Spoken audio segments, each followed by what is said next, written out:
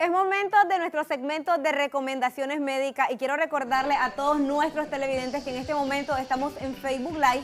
Por si tienen alguna consulta pueden hacerla y los doctores la van a estar contestando. El día de hoy vamos a abordar el tema sobre la nefropatía diabética y para ello nos acompaña el doctor Francisco Méndez y la doctora Xochitl Salinas. Bienvenidos a Primera Hora, gracias por acompañarnos. Gracias, Karencita, y es importante que la población sepa que la incidencia de la diabetes en Nicaragua y a nivel mundial cada vez está en ascenso. Imagínate que cada 10 años se duplica el número de casos. Actualmente en Nicaragua del 9 al 10% de la población es diabética. Imagínate en el 2032 ya van a ser el 20%. Y uno de los órganos más afectados por ella y que causa complicaciones a corto o largo plazo es el riñón. Y de eso nos va a hablar nuestra invitada, doctora Xochitl Salinas. Doctora, bienvenida. Coméntenos qué es nefropatía diabética. Bueno, mucho gusto, buenos días. Gracias Karen, gracias doctor por la oportunidad de estar acá, ya que esta enfermedad es muy importante hoy por hoy para nuestra población. Como decía el doctor, la nefropatía diabética hoy en día ha aumentado la cifra en los pacientes diabéticos. Y lo más importante que debemos de saber es que la nefropatía diabética es una complicación en el paciente diabético cuando el paciente diabético no se cuida. Generalmente los pacientes diabéticos tienen que tener sus cifras de glicemias controladas para evitar estas complicaciones, entre ellas la nefropatía diabética.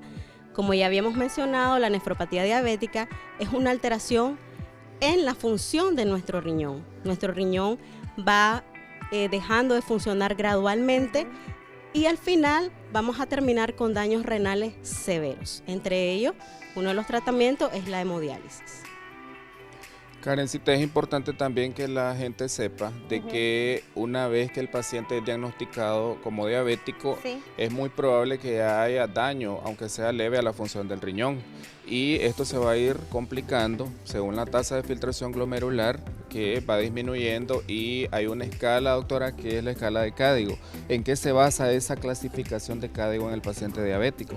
Así es. Generalmente nosotros utilizamos para medir la función renal la creatinina, que es un examen muy importante que se hace en sangre en los pacientes diabéticos para ver el funcionamiento del riñón. La clasificación de Cadigo no es más que utilizamos la creatinina, ¿verdad?, para ver si el riñón está filtrando los desechos metabólicos que hay en nuestro cuerpo, los cuales se van eliminando por diferentes vías. Generalmente a veces se eliminan por la vía renal, la vía de la orina. Generalmente cuando hay un aumento en la creatinina mayor de 1.2 en estos pacientes, nosotros hacemos una clasificación, ¿verdad?, con respecto al Cadigo y vamos viendo según la tasa de filtración glomerular el tipo de daño que tiene nuestro riñón. Mayor de 90 a 100, según la creatinina, ¿verdad?, va a estar un riñón sano. Pero si la creatinina aumenta y la tasa de filtración glomerular va disminuyendo, nos podemos dar cuenta que este riñón va teniendo un daño severo. Generalmente la mayoría de nuestros pacientes estamos en grado 3. La clasificación de Cadigo son 5 estadios. El primer estadio, ¿verdad?, donde el riñón está funcionando bien. El estadio 2, donde el riñón ya tiene cierto daño. El estadio 3, que se puede clasificar entre A y 3B, donde hay un daño moderado. El estadio 4, donde ya el paciente diabético tiene que estarse viendo con un nefrólogo, el internista, y el estadio 5, que prácticamente ya es un daño severo, con una tasa de filtración menor de 15 cc por minuto. Cuando el paciente alcanza una tasa de filtración menor de 15 cc por minuto, prácticamente este paciente está pidiendo una hemodiálisis para, por así decirlo, tratar de sacar esos desechos metabólicos que el cuerpo está teniendo y no lo está eliminando normalmente. Doctora, hay una consulta en nuestro Facebook Live, dice Javier Espinosa López. Consulta, mi papá tiene 49 años, es diabético y tiene azúcar. A él se le ha presentado en estos últimos años un dolor en el hombro izquierdo, no lo deja dormir ni realizar actividades y medio lo mantiene con una pastilla que bebe por la noche, Relaxidin con una Novalgina. Generalmente los pacientes tienen, además de no solo la nefropatía diabética, es una complicación para el paciente diabético, existe la neuropatía diabética. En esta complicación los pacientes desarrollan daños a los nervios. En este caso puede haber daño al nervio en los hombros, en los pies. Los pacientes tienen dolores articulares, tienen calambres, tienen pesadez, tienen mal estado general por las noches. Por eso solamente se le da tratamiento con analgésico o algún relajante muscular.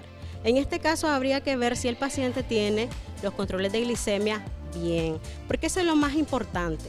Si es un paciente diabético, para evitar complicaciones tenemos que vigilar bien la cifra de glicemia. Y no solamente nos basamos en un examen de glucosa, tenemos que hacer hemoglobina glucosilada, exámenes como proteínas en la orina, albúmina y muchos otros exámenes que a veces no se envían dentro de una rutina normal. Doctora, sabemos que la afección del riñón puede ser aguda o crónica. ¿Cuáles son los síntomas que hacen al diabético pensar en que está desarrollando una complicación a nivel renal? Generalmente, ¿verdad? Como usted dijo, hay infecciones renales crónicas y hay agudas. Generalmente las agudas se pueden desarrollar en 3 meses y estas pueden llegar a desarrollarse a bien. El paciente mejora. Pero las infecciones renales crónicas o las enfermedades renales crónicas, según la nueva clasificación de hoy en día, ¿verdad? Después de estos 3 meses ya el riñón no llega a su funcionalidad normal. Entonces el paciente empieza a tener hinchazón en los miembros inferiores, puesto que como no elimina los desechos metabólicos, no elimina el líquido que tiene que eliminar, el paciente empieza a sentirse cansado por la acumulación de líquidos, edema en los miembros inferiores, trastornos a nivel cardíaco, ¿verdad? Mal estados generales, somnolencia. A veces el paciente o está muy aletargado o a veces no puede dormir por las noches, e incluso a nivel de la orina puede haber en un examen de orina trastornos como glucosa en la orina, sangre en la orina y ciertas sustancias que no salen dentro de una función normal, entre ellos las proteínas que son células grandes, ¿verdad?, que no deben salir en la orina. Por lo tanto, cuando el paciente tiene una enfermedad renal crónica que se está desarrollando, el paciente puede tener esa sintomatología que habíamos mencionado anteriormente. Y en nuestro país, doctora, ¿cuáles son los departamentos que usted tenga conocimiento que son los más afectados? Generalmente la enfermedad renal crónica o nefropatía diabética hoy en día ha aumentado sus cifras. Puede ser por alteraciones, ya sea por la diabetes o a veces porque los pacientes también pueden estar expuestos a sustancias tóxicas. Uno de los departamentos que son más perjudicados en este caso es León, Chinandega. Son los departamentos a nivel, ¿verdad?, epidemiológico que tenemos más casos de pacientes con nefropatía diabética.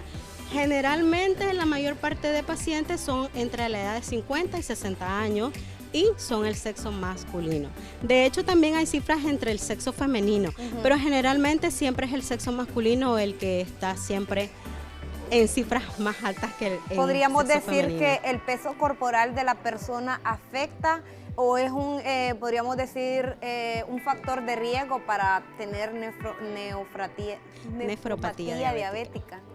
La obesidad es uno de los factores de riesgo más importantes para que el paciente diabético se complique.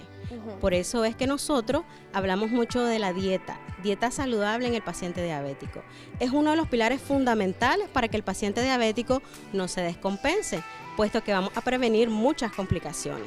En este caso, por eso es que nosotros hacemos énfasis en la dieta del paciente y además de eso, en bajar de peso. Excelente. Bueno, ya para finalizar, me gustaría que nos comente, agradeciéndoles primeramente por habernos acompañado, los números de contacto, los horarios de atención también de cada uno de ustedes para todas las personas que estén interesadas.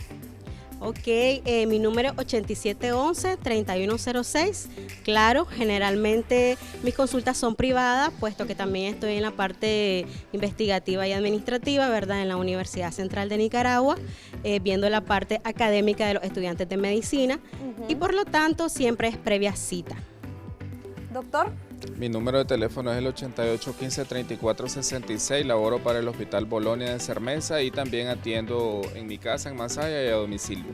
Excelente. Muchas gracias por habernos acompañado y habernos compartido esa información en este segmento de recomendaciones médicas. De esta manera nos vamos a trasladar al otro lado del estudio con los muchachos. Adelante.